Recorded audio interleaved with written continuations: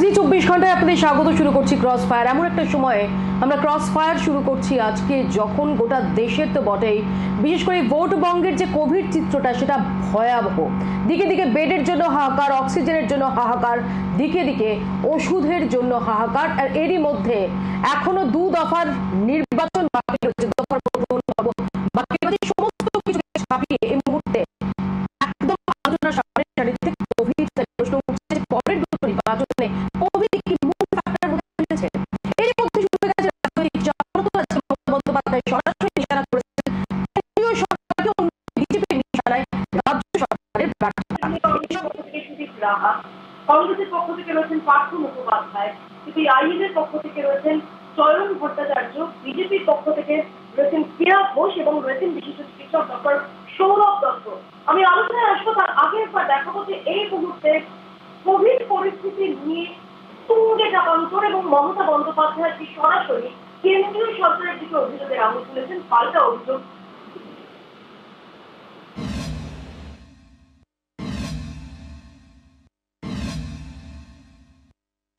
বঙ্গভোটের প্রথম দফায় দৈনিক করোনা আক্রান্তের সংখ্যা ছিল 1000-এরও কম। এক মাসের মধ্যে সেই সংখ্যাটা বাড়তে বাড়তে সপ্তম দফার আগে দাঁড়িয়েছে 13,000-এর দোরগোড়ায়।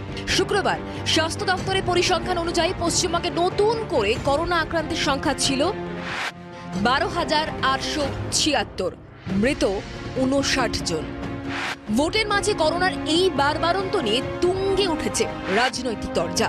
পাল্লা দিয়ে চলছে দায় চাপানোর খেলা। করোনা সংকটের জন্য শনিবার ফের মোদী সরকারকে কাঠগড়ায় তুলেছেন তৃণমূল নেত্রী মমতা বন্দ্যোপাধ্যায়।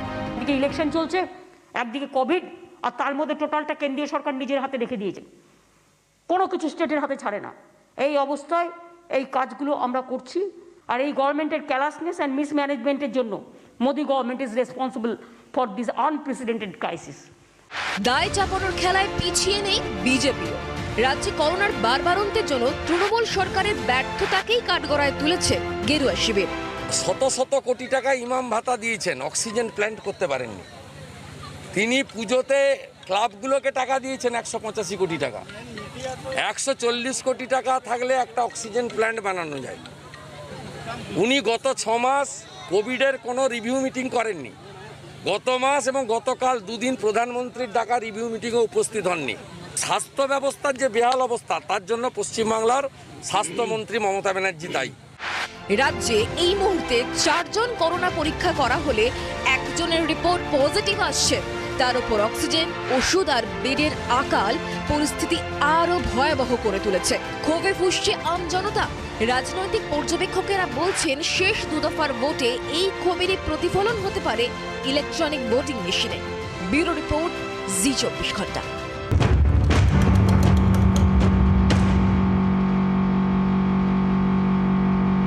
ফিরে এলাম বিরতির পর। আপনারা দেখছেন ক্রস ফায়ার। আমি কেয়ার কাছে শুরুতেই যাব। কে আজকে সরাসরি এই পরিস্থিতির জন্য কেন্দ্রীয় সরকারকে নিশানা করেছেন মমতা বন্দ্যোপাধ্যায় এবং বলেছেন যে এটাই একমাত্র কারণ। মৌপিয়া, প্রথমে আপনার সুস্থতা কামনা করি, কারণ আপনি যেভাবে খুব সামনে থেকে ফ্রন্ট লাইন ওয়ার্কার হিসেবে লড়াই করে সত্য মানুষের সামনে তুলে ধরেছেন, সেই জন্য আপনাকে আপনার সুস্থতা কামনা করি শুরুতেই। এবং তারপরে কেন্দ্রীয় সরকারকে আমি ধন্যবাদ জানাতে চাই অক্সিজেনের কর এবং শুল্ক ছাড় তারা যে আজকে ঘোষণা করেছেন সেই কারণে। এবার আসি আপনার প্রশ্নে। দেখুন, মমতা বন্দ্যোপাধ্যায় না নিজের ঘাট থেকে দায়ে এড়িয়ে যেতে পারলে এটা আমরা বরাবরই দেখে এসেছি। তো এটা আমরা একটু আশ্চর্য হচ্ছি না বা এটাতে আমরা অবাকও হচ্ছি না, এটাই তার কাছে এটাই প্রত্যাশিত। মমতা বন্দ্যোপাধ্যায় নিজে গত 1 বছরে বলুন তো, নিজের এই রাজ্যের স্বাস্থ্যমন্ত্রী হিসেবে উনি কটা নতুন কোভিড ডেডিকেটেড বেড বাড়িয়েছেন? কেন্দ্রীয় সরকার গত এই জানুয়ারি মাসে পিএম কেয়ার্স ফান্ড থেকে পশ্চিমবঙ্গে 5টা নতুন অক্সিজেন প্লান্টের জন্য টাকা বরাদ্দ করেছিল। উনি কটা অক্সিজেন প্লান্ট তৈরি করেছেন? এই প্রশ্নগুলো ওকে করতে গেলে উনি তো জানেন আগে অগ্নিশর্মা হয়ে যাবেন। সেই জন্য দায়টা যাতে ওর দিকে না আসে, তাই প্রথমেই তিনি ওই defence is the best offence এই পলিসিটাই নিয়েছেন।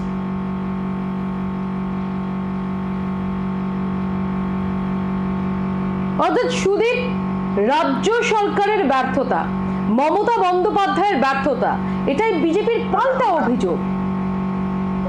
আশা করি তোমার শরীর ভালো আছে, তুমি সাবধানে থাকো, সুরক্ষিত থাকো।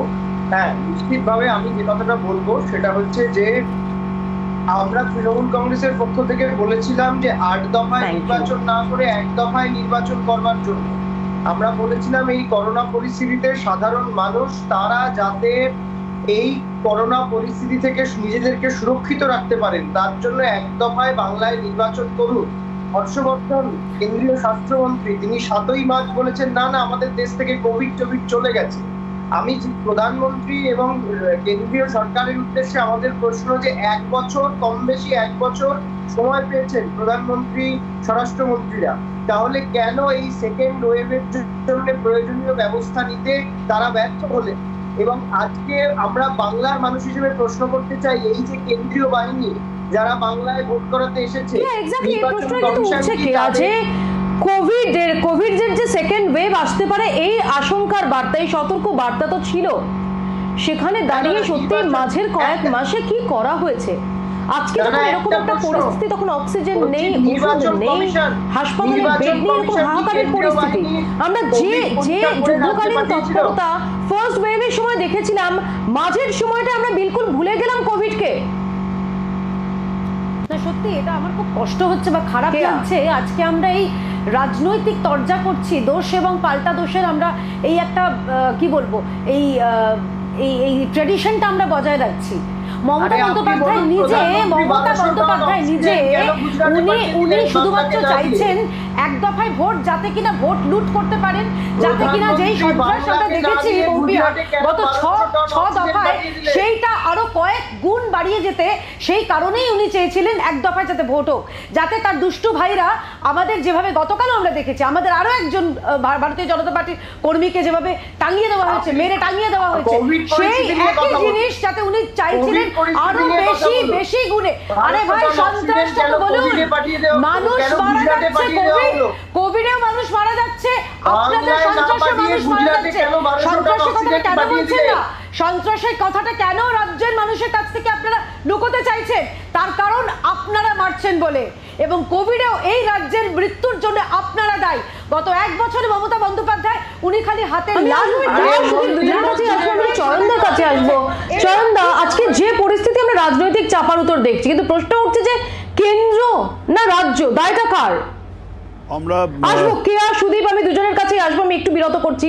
চয়নদা, দায়টা কার আজকের এই পরিস্থিতির জন্য, যেখানে সেকেন্ড ওয়েভের জন্য আমরা বিন্দু মাত্র সতর্ক ছিলাম না, বিন্দু মাত্র প্রিপেয়ার ছিলাম না? মৌপিয়া, প্রথমে তোমার দ্রুত আরোগ্য কামনা করি, তুমি দ্রুত কাজের মধ্যে ফিরে এসো, সামনের সারির যোদ্ধা তুমি, তোমার দ্রুত আরোগ্য কামনা করি প্রথম। দ্বিতীয় যেটা তোমার প্রশ্নের উত্তরে এবার আসে, সেটা হচ্ছে যে আমরা দুপক্ষকেই আমরা তাদের নিষ্ক্রিয় ভূমিকাতে রেখেছি গত 1 বছর ধরে। আমি আর একদম সরাসরি একটা প্রশ্ন যদি করি, দুপক্ষই খুব ক্ষুব্ধ হবেন। আয়ুষ্মান ভারত বলি আর স্বাস্থ্যসাথী বলি, দুটো কার্ডই কাজে লাগছে না চিকিৎসায়, দুটো কার্ডই চিকিৎসা কাজে লাগছে না। 2, 3 লাগছে না কোভিডের কাজে, জেনে নাও। তুমি জানো না, জেনে নাও সুদীপ, জেনে নাও। জানো না, আমি খবর রাখি, আমাকে আজকেও ভর্তি করতে হয়েছে হাসপাতালে। স্বাস্থ্যসাথী রিভিউজ করছে, স্বাস্থ্যসাথী রিভিউজ হচ্ছে, যে কোনো মেডিক্লেম রিভিউজ হচ্ছে, জেনে নাও, জেনে কথা বলো।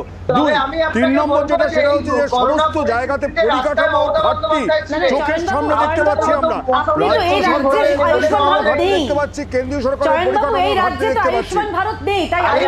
এই জায়গাটায় দাঁড়িয়ে আমরা পরিষ্কার বলছি, চিকিৎসার ব্যয় লাগাম ছাড়া হয়ে গেছে, মানুষ চিকিৎসা পাচ্ছেন না, এরকম একটা জায়গায় চলে যাচ্ছে।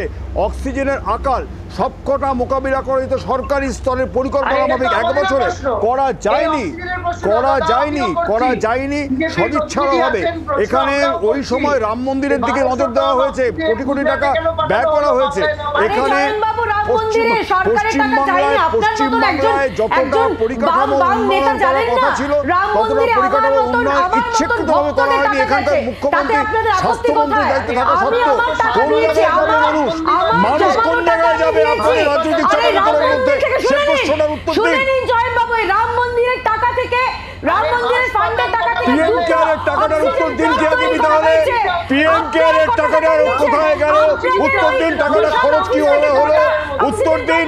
সে খরচ তো আপনাদেরই জানবার কথা, সরকারের জানবার কথা। পিএম কেয়ারের টাকা তো এই সময় কাজে রাখবার কথা, লাগাচ্ছেন না।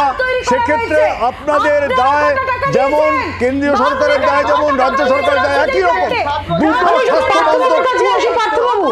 পার্থবাবু, একদিকে আয়ুষ্মান ভারত, একদিকে স্বাস্থ্যসাথী, আমরা এত এত লড়াই দেখেছি, এত শক্তি প্রদর্শন দেখেছি, এত সুপার স্পেশালিটি হাসপাতালের কথা বলতে দেখেছি। ভোট চাইতে যাওয়ার সময় এই সমস্ত বিষয়গুলো বারবার সমস্ত দলের মুখে, অর্থাৎ কেন্দ্র এবং রাজ্যের যারা শাসক দল তাদের মুখে আসতে দেখেছি।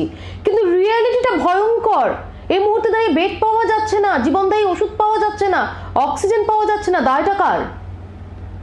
সবচেয়ে লজ্জার ব্যাপার হচ্ছে, গতকাল আমি কয়েকটি বিদেশি সংবাদপত্র দেখছিলাম এবং সেখানে হেডলাইন গুলো হচ্ছে চমকে দেওয়ার মতো। একটা হেডলাইন সেখানে বলছে India plunge into Covid health, আর একটা হেডলাইন বলছে যে exporter of vaccines have become importer and beggars of vaccine. আজকে চিন্তা করুন, 1970 সাল থেকে ভারতবর্ষে যে ইনফ্রাস্ট্রাকচারটা তৈরি করা হয়েছিল, তাতে আজকে দাঁড়িয়ে ভারতবর্ষ পৃথিবীর তিনটে ভ্যাকসিনের মধ্যে দুটো ভ্যাকসিন ভারতবর্ষ তৈরি করে। ভারতবর্ষ পৃথিবীর সবচেয়ে বেশি অক্সিজেন তৈরি করে, 7,400 মেট্রিক টন অক্সিজেন প্রত্যেক দিন ভারতবর্ষে তৈরি হয়। আজকে যত লোকের যারা এই কোভিডে আক্রান্ত হয়েছে, যাদের দরকার, আনুমানিক হিসেবে দেখা যাচ্ছে 5,500 মেট্রিক টন করে অক্সিজেন লাগার কথা। অর্থাৎ তারপরেও আমাদের যা ইনস্টল ক্যাপাসিটি, তাতে 1,900 মেট্রিক টন অতিরিক্ত থাকার কথা, যেটা ইন্ডাস্ট্রিয়াল ইনপুটের জন্য দেওয়া যেতে পারে। অথচ অক্সিজেন নেই কেন? কেউ দিতে পারছে না। যে কোথায় গেল ভ্যাকসিন? যখন আমরা কোভিড বধ করেছি বলে সেলিব্রেট করতে দেখছি আমাদের সরকারকে, যখন আমরা বলতে শুনছি একাধিক তাবর নেতাকে যে প্রধানমন্ত্রী তিনি দিক নির্দেশ করেছেন, তাকে ভ্যাকসিন গুরু বলা হচ্ছে, আমরা বুঝতেই পারিনি পাদপ্রদীপের নিচে এতটা অন্ধকার রয়েছে। না, ভ্যাকসিন নিয়ে যে কথাটা পার্থদা বললেন, সেই কথাটা আমার মনে হয় পার্থদার মতন একজন প্রাজ্ঞ কংগ্রেস নেতার জানাই উচিত, যে ভ্যাকসিনটা যেটা একটা কূটনৈতিক একটা কি বলবো এক্সচেঞ্জ পলিসি। কিরকম এক্সচেঞ্জ? যেখান থেকে আমরা কাঁচামাল নিয়েছি তাদের কাছ থেকে এখানে নিয়ে যাব। আমরা তো দেখেছি যে একের পর এক বিজেপি নেতারা দাবি করেছেন যে প্রধানমন্ত্রীর দূরদর্শিতায়, কিসের একের পর এক বিজেপি নেতা দাবি করেছেন কেয়া যে প্রধানমন্ত্রীর দূরদর্শিতায় ভারত কোভিড জয় করেছে। যেই সেলিব্রেশনের কথা বলা হয়েছে, সেই সেলিব্রেশন তো ফার্স্ট ওয়েভের পরে সত্যি কথাই WHO তারা প্রশংসা করেছিলেন, ইউনাইটেড নেশনস তারা প্রশংসা করেছিলেন যে ভারত যেভাবে কোভিডকে যেভাবে প্রতিহত করেছে। এই সেকেন্ড ওয়েভ বা দ্বিতীয় ঢেউটার জন্য এটা তো একটা মেডিকেল এমার্জেন্সি, সেটাই কোথায় আমরা প্রত্যেকে হাতে হাত দিয়ে কাঁধে কাঁধে রিয়েলিটি বিস্তৃত হয়ে গেলাম। আমার প্রশ্ন এখানে সুদীপের কাছে, সুদীপ রাজ্য সরকারই বা কি করছিল? ভোট এত ইম্পর্টেন্ট হয়ে দাঁড়ালো, সুদীপ রাজ্য কি দাঁড়াতে পারে? সুদীপ, ভোট নির্বাচন এত ইম্পর্টেন্ট হয়ে দাঁড়ালো যে কোভিডের মতো একটা বিষয় সেটা গুরুত্বই পেল না। না, আমি নির্দিষ্টভাবে প্রশ্নটা রাখতে চাইছি যে নির্বাচন কমিশন ওরা বলেছে 1.5 লক্ষ কেন্দ্রীয় বাহিনী দিয়ে বাংলায় নির্বাচন করছে, সেই কেন্দ্রীয় বাহিনীর কি কোভিড পরীক্ষা করিয়ে বাংলায় ওদেরকে ঢোকানো হয়েছিল? এই প্রশ্নের উত্তরটা কেয়া দেবী দিন না। আর ওনাকে জিজ্ঞেস করুন যে প্রধানমন্ত্রী কেন 65% ভ্যাকসিন বাইরে পাঠিয়ে দিলে, আর গুজরাটের মানুষ কেন 1200 টন অক্সিজেন। আমি একটু আসবো ডক্টর দত্তের কাছে। ডক্টর দত্ত, রাজনৈতিক চাপানোত্তরের মধ্যে দাঁড়িয়ে একজন চিকিৎসক হিসেবে আমি কালকেও যেটা মেনশন করছিলাম যে একটা মিম ভীষণ ভাবে ঘুরে বেড়াচ্ছে, একটা পোস্ট সোশ্যাল মিডিয়ায় ভাইরাল হচ্ছে যে ডাক্তার, নার্স এবং ফ্রন্টলাইনারদের প্রায় জিতে যাওয়া ম্যাচটা সেটা পলিটিশিয়ানদের জন্য আমরা হারার মুখে। আপনি এটাকে কিভাবে দেখেন? সত্যি কি তাই? দায়টা কার? দেখুন, এখন আমার বেশ বলতে যে ভালো লাগছে, এই রাজনীতিবিদদের দেখে একটা জিনিস তো বুঝলেন, কেউ কারুর কথা শোনেন না। একজন যখন কথা বলছেন 3 জনে মিলে তার উপর চলেছে, এবং একটা টিভি শোয়ে তারা যারা একে অন্যের কথা শুনতে পছন্দ করেন না, আপনি কি এক্সপেক্ট করেন তারা রাজ্যের মানুষের কথা শুনবেন? আর আমার একটা কথা, যে এই শোয়ে আরেকজনকে আপনাদের আনা উচিত ছিল, who is the biggest Joker of the state, election commission. আমরা কনস্টিটিউশন, সুদীপ, আমি যখন বলছি আমি আশা করব, আপনারা যখন বলবেন বলবো না, আমার হয়ে গেলে আপনারা বলুন। মানুষের জন্য কনস্টিটিউশন না কনস্টিটিউশনের জন্য মানুষ? কি দরকার ছিল? ফেলিওর, আমরা শুনেছি failures are the pillars of success. আমার মনে হয় আমাদের রাজনৈতিক নেতারা মৃত্যু মিছিলের উপর পিলার তৈরি করছেন। লজ্জা করে না এই সময় 1.5 মাস ধরে ভোট করতে? আমরা বারবার বলছি একটা কথা, যে এই এত বড় বড় সমাবেশ হচ্ছে, এতে এত কোভিড ছড়াচ্ছে, this is tip of the iceberg. আমি আজকে দ্য প্রিন্টের একটা পড়লাম, তাতে বলছে ওয়েস্ট বেঙ্গলে 1500 গুণ ইনক্রিজ হয়েছে Covid spread due to election. সেটাকে আমরা সরিয়ে রাখছি। তার থেকেও বেশি 1.5 মাস ধরে কোভিডের সময়ে আমরা একটা লেম ডাক গভর্নমেন্ট, যে কোনো কেউ জানে যখন একটা ইলেকশন ডিক্লেয়ার হয় তখন গভর্নমেন্ট লেম ডাক গভর্নমেন্টে পরিণত হয়। 1.5 মাস ধরে যা খুশি, যে খুশি হন, এই মুখ্যমন্ত্রী থাকুন, নতুন মুখ্যমন্ত্রী হন, we want a full time মুখ্যমন্ত্রী। এবং নির্বাচন কমিশন নামক জোকার আমাদের এই ক্রিটিক্যাল টাইমে এর থেকে বঞ্চিত করেছে। আমি আপনাকে তথ্য দিচ্ছি, যখন কোভিড এর থেকে অনেক খারাপ অবস্থায় 77টা প্রাইভেট হসপিটাল অ্যাকোয়ার করা হয়েছিল ট্রিটমেন্টের জন্য, আজকে তার অর্ধেকও অ্যাকোয়ার নয়। কেন? নির্বাচন কমিশন উত্তর দিক। কিসের জন্য? মানুষ মরবে, আমরা 4টে খুনোখুনি আটকাবো? হবে না ইলেকশন, 25 নয় 294 দফা ইলেকশন হোক, আই সাপোর্ট। আমরা এখানে প্রথমে কেয়ার কাছে প্রশ্ন, কেয়া সত্যি কি 8 দফা নির্বাচনের আইডিয়াল পরিস্থিতি? এই যে আমরা দেখলাম যে সমস্ত কিছু অ্যালাউ করা হলো, কোভিড প্রোটোকল নামে এমনকি উচ্চ আদালত তাকে তিরস্কার করতে হয়, তাকে বলতে হয় যে শুধু সার্কুলার দেওয়া নির্বাচন কমিশনের কাজ নয়, অ্যাক্ট করা কাজ, করে দেখানোটা কাজ, নিয়ন্ত্রণ তারপর নির্বাচন কমিশনের ঘুম ভাঙে। এবং তার মাঝখানে আমরা দেখলাম এত দেরি হয়ে গেল। আমরা 27শে মার্চ প্রথম দফার নির্বাচনের সময় যদি দেখি দৈনিক সংক্রমণ সেটা 800-র কাছাকাছি, আর এখন রাজ্যে কি পরিস্থিতি? 12,000-এর উপর সংক্রমণ, দৈনিক সংক্রমণ। দেখুন মৌপি, আমার খুব ভালো লাগলো যে ডাক্তারবাবু উনি খুব একটা রাজনৈতিক বক্তব্য রাখলেন। আমার ভালো লাগছে যে চিকিৎসকরাও খুব রাজনীতিতে তারা ইন্টারেস্ট নিচ্ছেন এবং রাজনৈতিক নেতাদের মতোই কথা বলছেন। আমার খুব ভালো লাগলো। আমি ওর যে পেশেন্ট বা করোনা রোগী, ওর যে কনসার্ন, সেই কনসার্ন আমাদের প্রত্যেকের, আমার মনে হয় এই প্যানেলে যারা রয়েছেন এবং আপনাকেও নিয়ে আমরা প্রত্যেকেই চাই না একটা রাজনৈতিক বক্তব্য কেন মনে হচ্ছে? একজন চিকিৎসকের নির্বাচন কমিশনকে নিয়ে যেভাবে সেটাকে রাজনৈতিক বক্তব্য কেন মনে হচ্ছে? আমার একেবারে রাজনৈতিক বক্তব্যই মনে হলো। কিন্তু এবার আসি আমি সৌরভবাবুর প্রশ্নের উত্তরে। দেখুন, মহারাষ্ট্র, ছত্তিশগড়, দিল্লি, উত্তরপ্রদেশ যেগুলো এবং কর্ণাটকও রয়েছে, এখানে যে ভয়ঙ্কর অবস্থা কোভিডের, এখানে এই একটা রাজ্যেও কিন্তু নির্বাচন হচ্ছে না। এবং তাহলে সেখানে এত খারাপ অবস্থা হচ্ছে কেন? এটা নিয়ে কি সৌরভবাবু কিছু বলবেন? সেখানে তো নির্বাচনের কোনো ঘটনাই হচ্ছে না, তো সেইখানে এত সংক্রমণ 60,000-এর ওপরে এখন বোধহয় এই প্রশ্নটা উঠে আসছে অবধারিতভাবে। কেয়া যেটা বললেন যে এমন অনেক রাজ্য তো রয়েছে যেখানে নির্বাচন নেই, সেখানের পরিস্থিতিটা অত্যন্ত খারাপ। আমি সেটাও আপনাদের দেখাবো যে কোন রাজ্যের কি পরিস্থিতি তুলনামূলকভাবে, সেটা আপনাদের দেখাবো। ছোট্ট একটা বিরতি আমাকে তার আগে নিতে হচ্ছে, বিরতির পর ফিরছি, দেখতে থাকুন ক্রস ফায়ার।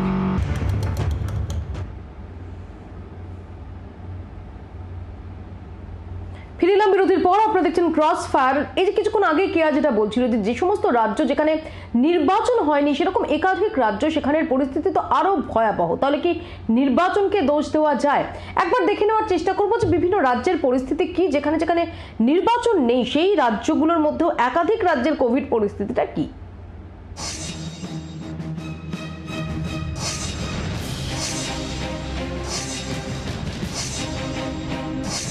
ভোটবঙ্গে বেড়েই চলেছে করোনা সংক্রমণ। প্রতিদিন লাফিয়ে লাফিয়ে বাড়ছে আক্রান্তের সংখ্যা, পাল্লা দিয়ে বাড়ছে মৃত্যু। অতিমারি ঢাকা থেকে বেআব্রু হয়ে গিয়েছে রাজ্যের স্বাস্থ্য পরিকাঠামোর বেহাল দশা। এই পরিস্থিতির জন্য বিধানসভা ভোটকে কাঠগড়ায় তুলছে বেশ কয়েকটি রাজনৈতিক দল। তবে এর পাল্টা যুক্তিও রয়েছে। অপর পক্ষ বলছে দিল্লি, গুজরাট, মহারাষ্ট্রে তো ভোট নেই, সেখানে কেন লাগাম ছাড়া করোনা? এই যুক্তি যে ফেলে দেওয়া নয়, বিভিন্ন রাজ্যের করোনা পরিস্থিতির দিকে চোখ রাখলেই তা স্পষ্ট হবে। মহারাষ্ট্রে দৈনিক সক্রিয় রোগীর সংখ্যা ৭,৯৮২, দৈনিক মৃত্যুর সংখ্যা ৭৭৩।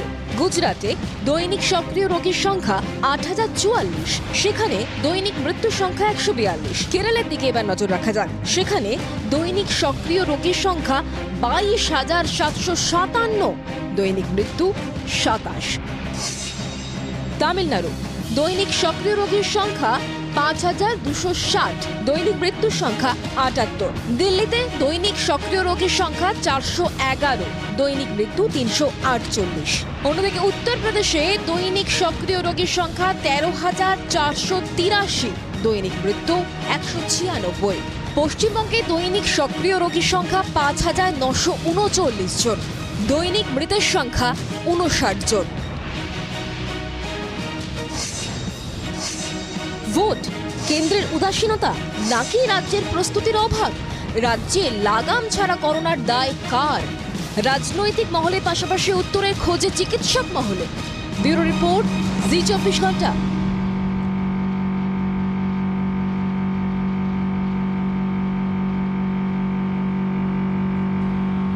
আমার এখানে সুদীপের কাছে প্রশ্ন, যে সুদীপ, যদি আমরা দেখি যে এই যুক্তিটা উঠে আসছে যে মহারাষ্ট্র, দিল্লি, গুজরাট, উত্তরপ্রদেশ, যে সমস্ত জায়গায়, যে সমস্ত রাজ্যে নির্বাচন নেই, সেখানের পরিস্থিতিটাও তো ভয়াবহ। তাহলে কি নির্বাচন কমিশনের এই ৮ দফায় নির্বাচন করা, এবং যে অভিযোগ তোমরা করছো যে একাধিক বিজেপি নেতা নাকি বাইরে থেকে করোনা নিয়ে আসছে, তারা নাকি ডেলি প্যাসেঞ্জারি করছে, যে অভিযোগ তোমরা ক্রমশ যে সমস্ত অভিযোগে শান দিয়ে যাচ্ছ, সেগুলো কতটা যুক্তিগ্রাহ্য? সময়ও মহারাষ্ট্র গুজরাটের থেকে পশ্চিমবঙ্গ অনেক বেটার অবস্থায় ছিল, এবং তোমরা খুব ভালো করে জানো যে কলকাতায় আক্রান্তের সংখ্যা একদিন এমনও গেছে যে 0, একজনও আক্রান্ত হয়নি। সেই রকম একটা পরিস্থিতিতে আমরা বলেছিলাম যে এইভাবে নির্বাচনটা না করে যদি যত শর্টে করা যায়, যাতে সাধারণ মানুষকে করোনার মুখে না পড়তে হয়। আমি তো বিজেপি নেতাদের কাছে প্রশ্ন করবো, আপনারা জানেন কিনা আমি জানি না, মিঠুন চক্রবর্তী তো কোভিডে আক্রান্ত হচ্ছেন, তার সঙ্গে যে নেতারা ছিলেন তারা কি হোম কোয়ারেন্টাইনে গেছেন? আমি তো প্রশ্ন করবো যে এই যে সুদীপ, একটা প্রশ্ন থাকবে যে প্রথমত সুদীপ, এই বক্তব্যটা তোমরা কখন রাখলে? তোমরা রাখলে প্রথম 4টে ফেজ হয়ে যাওয়ার পর, যখন কোভিড পরিস্থিতি নাগালের বাইরে চলে যাচ্ছে এটা বোঝা গেল, সেই সময় তোমরা শেষ 3টে দফাকে ক্লাব করার কথা বলে, নাম্বার 1, যখন তোমরা শেষ 3টে দফাকে ক্লাব করার কথা বলছো, তখনও মিটিং মিছিল র্যালিতে রাশ টানছো না? এক দফায় নির্বাচন করতে হবে, তখনও মিটিং মিছিল র্যালিতে রাশ টানছো না? র্যালিতে রাশ টানা তো মমতা বন্দ্যোপাধ্যায়, অভিষেক বন্দ্যোপাধ্যায় বলুন, আমরা যারা দলের ক্যাম্পেনার, আমরা কিন্তু আমাদের সমস্ত সভা বাতিল করেছি, এবং আমরা 4 দফার আগেই বলেছিলাম, একদম প্রথম থেকে আমরা বলে আসছি যে এই নির্বাচন 8 দফায় হওয়ার প্রয়োজনীয়তা নেই। রাজ্যে কি পরিস্থিতি হয়েছে সেটা অন্য ইস্যু, কিন্তু আমার প্রশ্নটা খুব স্পেসিফিক, যে কেন্দ্রীয় বাহিনী উত্তরপ্রদেশ থেকে, গুজরাট থেকে, মহারাষ্ট্র থেকে এসে বাংলায় ভোটে নির্বাচন, এখানে চয়নদার কাছে প্রশ্ন, চয়নদা, এই যে 3টে দফাকে ক্লাব করার যে দাবি তৃণমূলের ছিল, এটা কোভিড মোকাবিলায় কতটা সদিচ্ছা, নাকি এর নেপথ্যে একদমই রাজনৈতিক ইকুয়েশন? আমি একটা কথা বলে রাখি মৌপিয়া, বোধহয় মনে আছে যে আমরাই প্রথম বড় মিটিং মিছিল র্যালি এগুলোতে আমরা রাষ্ট্র এনেছি, আমরা বড় কর্মসূচি নিচ্ছি না। এক, দুই যেটা সেটা হচ্ছে সেটা হচ্ছে যে মীনাক্ষী দীক্ষিতারা মিটিং করেনি, পথসভা করেছে, মিটিং করেনি, পথসভা করেছে, র্যালি করেনি। একদমই নয়। আচ্ছা, দ্বিতীয় যেটা সেটা হচ্ছে যে এইখানে এইটা যদি তৃণমূল কংগ্রেসের সদিচ্ছা থাকতো, তৃণমূল কংগ্রেস বাকি যে অংশগুলো, বাকি যে নির্বাচনগুলো এর মধ্যে হয়েছে, সেখানে সন্ত্রাসের কোনো চিহ্ন থাকতো না। কিন্তু দেখেছি শেষ যে নির্বাচন আমরা অনুষ্ঠিত হতে দেখলাম, সেখানেও সন্ত্রাস হয়েছে, এবং তৃণমূল কংগ্রেসের সেই সন্ত্রাসে যথেষ্টই অংশগ্রহণ করেছে। আমাদের এই জায়গাগুলোতে সন্ত্রাসমুক্ত নির্বাচনের অ্যাসুরেন্স তৃণমূল কংগ্রেস দিলে কত দফায় নির্বাচন হবে সেটা তো বোঝাই যেত। সন্ত্রাসমুক্ত নির্বাচন কি তৃণমূল কংগ্রেস অ্যাসুরেন্স দেওয়া সম্ভব? যে নির্বাচন নেই এই সমস্ত রাজ্যের মধ্যে একটা বড় অংশ, ধরা যাক গুজরাট, দিল্লি, এইসব রাজ্যের পরিস্থিতিও তো ভালো না, মহারাষ্ট্র, তাহলে কি শুধুমাত্রই নির্বাচন কমিশনকে দোষ দেওয়া যায় বা ভোটকে দোষ দেওয়া যায়?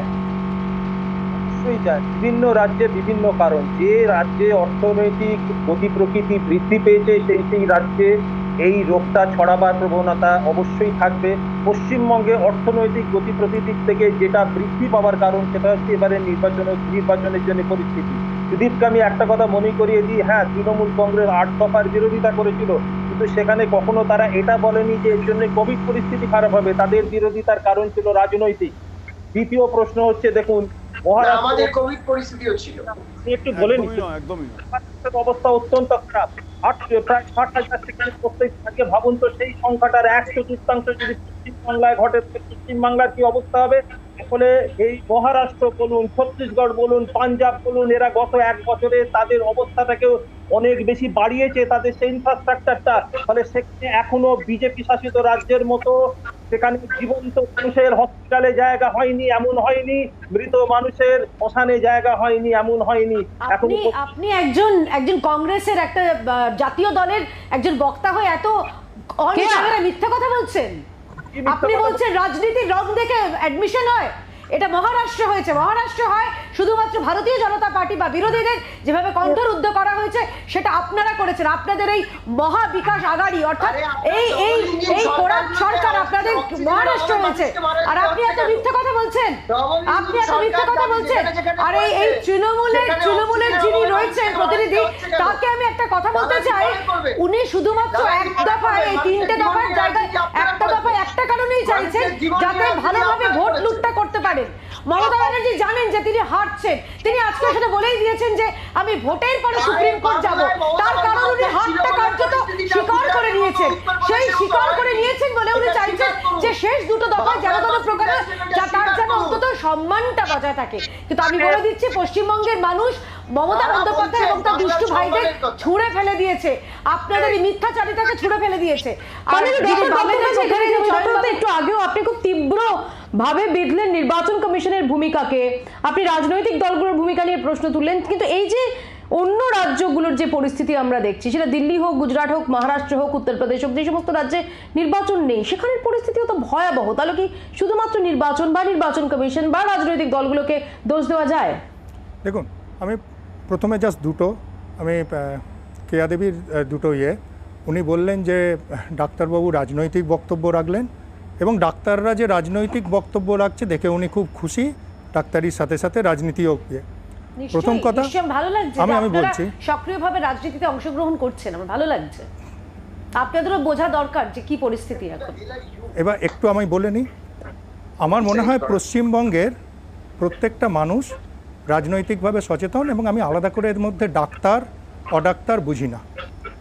আপনার জাস্ট ছোট্ট মনে করিয়ে দিতে চাই, আমাদের প্রথম মুখ্যমন্ত্রী একজন ডাক্তার ছিলেন, সুতরাং ডাক্তার বলে রাজনৈতিক আর দ্বিতীয় কথা, আমি নির্বাচন কমিশনকে বিঁধলাম, তার মধ্যে কেন রাজনীতি মনে হলো? আমি তো একবারও কেন্দ্রীয় বা রাজ্য সরকারকে বিঁধিনি।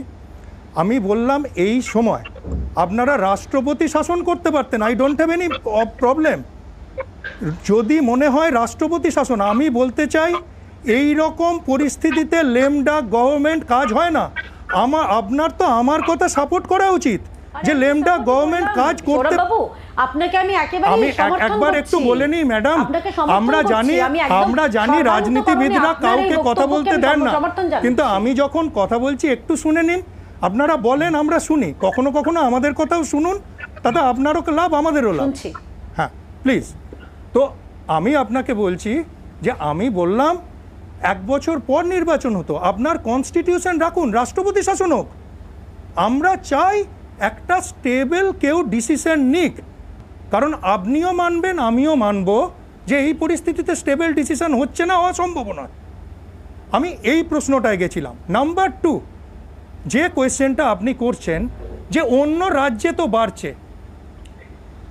আমাদের এই জায়গাটাতে ফিরবো যে প্রসঙ্গটা ডক্টর দত্ত তুলছেন যে যখন এরকম একটা নির্বাচনের মুখে সেখানে দাঁড়িয়ে আমি এটা ওনার ব্যক্তিগত মত যে রাষ্ট্রপতি শাসন জারি কি জারি নয়, এটা অ্যাবসলিউটলি তার ব্যক্তিগত মত, কিন্তু এটা তো একটা বিষয় যে সত্যি কেন্দ্রীয় সরকারের তাবৎ পদাধিকারী এবং রাজ্য সরকারের তাবৎ পদাধিকারী সবাই এই মুহূর্তে নির্বাচন নিয়ে অত্যন্ত ব্যস্ত ছিলেন। গত কয়েক মাস ধরে তাদের আমরা যে ব্যস্ততা দেখেছি, কোথাও সেটাও তো এই করোনা মোকাবিলার ক্ষেত্রে যে সময়, যে এফর্ট, যে অ্যাটেনশন, সেখানে কোথাও কি একটা ব্যবধান থেকে যাচ্ছে না? ছোট্ট একটা বিরতির পর এ প্রসঙ্গে আলোচনায় ফিরছি, দেখতে থাকুন ক্রস ফায়ার।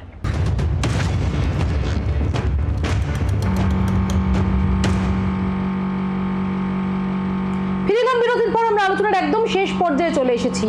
এখানে দাঁড়িয়ে সবচেয়ে গুরুত্বপূর্ণ প্রশ্ন হয়ে দাঁড়াচ্ছে যে যখন আমরা এরকম একটা পরিস্থিতি দেখছি এবং সত্যি কথা বলতে কি সোশ্যাল মিডিয়া থেকে শুরু করে সাধারণ মানুষের প্রাত্যহিক কথোপকথন প্রত্যেকটা জায়গায় এই মুহূর্তে কোভিডময়, কোভিড আতঙ্ক, আর তার মধ্যে এই রাজনৈতিক চাপানুতোর। এখনো 2 দফা নির্বাচন বাকি। আর এখানে আমার কেয়ার কাছে প্রশ্ন, কেয়া, এই যে 2 দফার ভোট বাকি, তাতে এই কোভিডের বিষয় সেটা কি হন্ট করবে না? সেটা কি তোমাদের তাড়া করে ফিরবে না?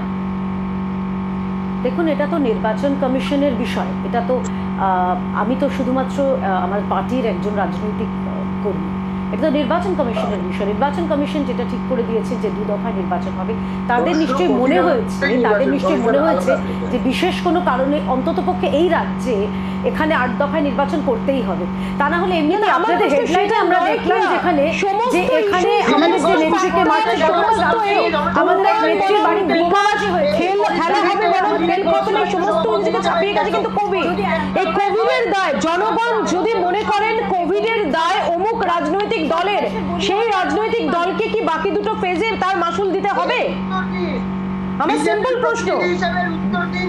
এই রাজ্যে ইতিমধ্যে সন্ত্রাসের বলি হয়েছেন প্রায় 150 জন ভারতীয় জনতা পার্টির কার্যকর্তা। গতকাল হয়েছে, আপনাদের হেডলাইনে দেখলাম আমাদের এক মহিলা কার্যকর্তাকে যেভাবে মারধর করা হয়েছে। একজন এই মুহূর্তে হাসপাতালে ভর্তি রয়েছে।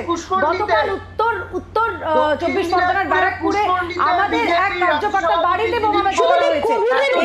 এই পরিস্থিতি সেটা তোমাদের রাজ্যের শাসক দল হিসেবে তোমাদেরও তো দায়িত্ব নিতে হবে। বাকি দুটো ফেজে এই বিষয়টা তোমাদেরও তার করে ফিরবে না? যদি একটা আজকে চাপানুতর চলতে পারে, তোমরা বলতে পারো কেন্দ্রের দায়, কেন্দ্র বলতে পারে তোমাদের দায়, কিন্তু জনতা জনার্দন তারা যেটা মনে করছেন, তারা তো কোথাও রাজ্যের শাসক দল হিসেবে তোমাদের দিকেও আঙুল তুলছেন, সেটা তোমাদের সেই মাসুল দিতে হবে না? বলেই উত্তরপ্রদেশের মতো একদিনে 13,000 আক্রান্ত নয়, রাজ্য শাসক দলে আমরা আছি বলেই গুজরাটের মতো সারা দিনে একদিনে 8,000 আক্রান্ত নয়, গুজরাটে একদিনে 8,000 আক্রান্ত হচ্ছে, আর 7 কোটির গুজরাটে 8,000 হসপিটালের বেড। আমাদের সরকার আজকেও নতুন করে আপনারা রাখুন, নতুন করে অক্সিজেন সিলিন্ডারের ব্যবস্থা একা তো ও বলবে, আমাদের তৃণমূলের বন্ধু বলবে এমন তো হবে না, আমাদেরও বলতে দিতে হবে। এক কথা তো বলেই চলেছে।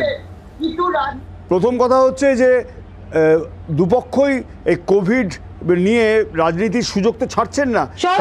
হ্যাঁ, সেটাই বলছি, আমি বলছি যেটা, সেটা হচ্ছে যে দুপক্ষে কোভিড নিয়ে রাজনীতি করার সুযোগ ছাড়ছেন না কেন্দ্রীয় শাসক দল, রাজ্য শাসক দল।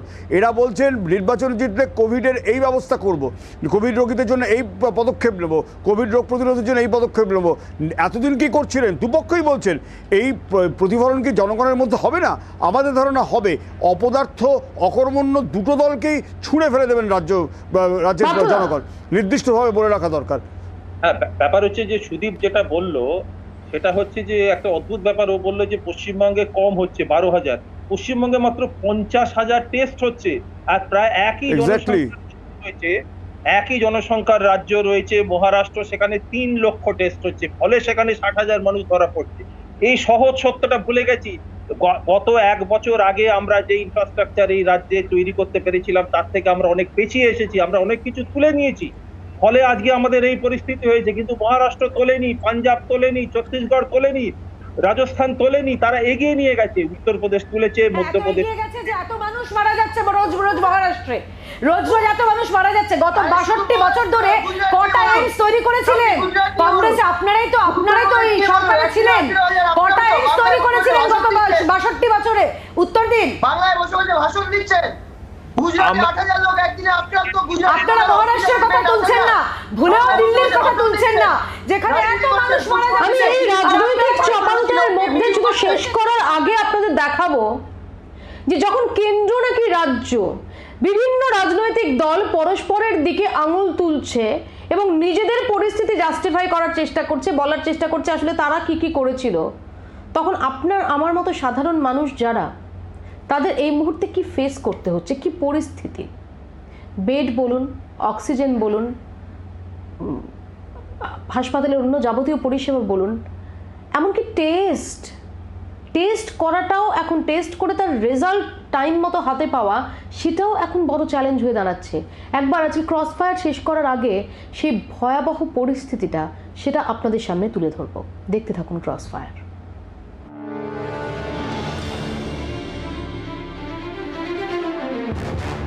বেড নেই, অক্সিজেন নেই, বিপুল সংখ্যক রোগীর চাপ সামলানো কার্যত দিন দিন অসম্ভব হয়ে উঠছে। হাসপাতালে হাসপাতালে একটু অক্সিজেন আর একটা বেডের জন্য হন্যে হয়ে ঘুরছেন রোগী ও রোগীর আত্মীয়রা, আর তারাই সবচেয়ে বেশি বুঝতে পারছেন পরিস্থিতি ঠিক কতটা ভয়াবহ। সিএমসিতে বেড রয়েছে ৩০০, কিন্তু ফাঁকা রয়েছে মাত্র ৫৮টি বেড। এমআর বাঙুর সেখানে ৫৪৭টি বেড, ফাঁকা রয়েছে ১৮টি। বেলেঘাটা আইডি ৩১৫টি বেড, ফাঁকা রয়েছে ৩৫টি। এনআরএসে ১২৬টি বেড রয়েছে, কিন্তু খালি নেই একটি বেডও। অ্যাপোলো সেখানে ১০০টি বেড থাকলেও একটি বেডও খালি নেই। বেলভিউ ১৭৪টি বেড রয়েছে, কিন্তু খালি নেই একটিও। উডল্যান্ডস ১০০টি বেড থাকলেও খালি নেই একটি। সিএমআরআই ১৬৮টি বেড থাকলেও খালি নেই একটি বেডও। আমরি ২৩০টি বেড, কিন্তু খালি নেই একটিও। শুধু বেড নয়, হাহাকার ওষুধ নিয়েও। টসিলিজুমাব ইমিউনিটি বজায় রাখে, বাজারে নেই। রেমডেসিভির অ্যান্টিভাইরাল, বাজারে নেই। আইভারমেকটিন হোম আইসোলেশনে প্রয়োজন, সব জায়গায় নেই। সরকারি হাসপাতালের ক্ষেত্রে যেটা হচ্ছে যে কল সেন্টার রয়েছে, সেই কল সেন্টারে যোগাযোগ করতে হচ্ছে, তারা ২৪ ঘন্টা বা ৪৮ ঘন্টা বাদে বেড দিচ্ছেন, যার ফলে সরকারি হাসপাতালে কিন্তু কিছুটা হলেও বেড ভ্যাকেন্ট থাকছে। অন্যদিকে বেসরকারি হাসপাতাল, একাধিক বেসরকারি হাসপাতালের সাথে আমরা কথা বলছিলাম, তারা বলছেন তাদের বেড তো নেই, উপরন্তু তাদের কাছে একটা লম্বা ওয়েটিং লিস্ট রয়েছে। অক্সিজেন নিয়েও চলছে প্রবল টানাটানি। যে ২৪ ঘন্টার ক্যামেরায় ধরা পড়ল সেই ছবি। মেডিকেল কলেজ চত্বরে কোনো দোকানেই মিলছে না অক্সিজেন। অক্সিজেন নেই কোনোখানেই, অক্সিজেনের সংকট তীব্র। দোকানে যারা আছেন, দোকানে যারা বসে রয়েছেন, তারা বলছেন দিনে ৫০০ থেকে ৬০০ লোককে নিরাশ করে ফেরত পাঠিয়ে দিতে হচ্ছে তাদের। উঠে আসছে কালোবাজারির অভিযোগও। Prices R hike like anything, but we don't have the materials.